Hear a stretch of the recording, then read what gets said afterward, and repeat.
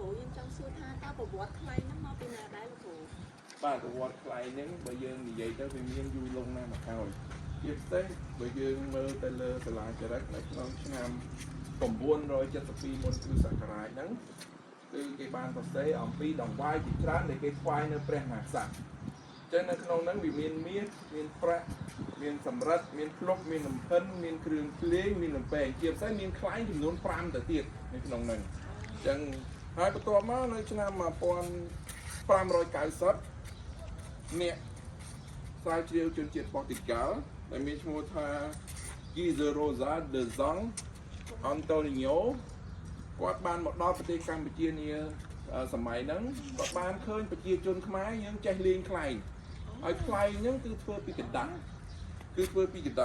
ហើយប្រជាជនលេងនៅរដូវខ្លែងធ្លាក់ខ្យល់អញ្ចឹងយើងមើលណាឆ្នាំ1590ហ្នឹងគឺប្រជាជនយើងគាត់ចេះលេងខ្លែងបាត់ទៅហើយបន្តមកទៀតនៅក្នុងសម័យឧដុង្គហ្នឹងគឺនៅក្នុងរាជព្រះបាទសូរ្យាពណ៌ក៏មានពិធីប្រពៃខ្លែងអញ្ចឹងយើងគិតថានៅក្នុងសម័យហ្នឹងនៅក្នុងថ្ងៃទី12រហូតដល់15កើតខែមករាហ្នឹងគឺគេប្រពៃខ្លែងអញ្ចឹងជាពិធីមួយរបស់ព្រះរាជាទៅទៀតខ្លែងហ្នឹងរហូតមកដល់រាជព្រះបាទអង្គឌួងហ្នឹងក៏គេរៀបចំពិធីបង្ហើរខ្លែងដែរ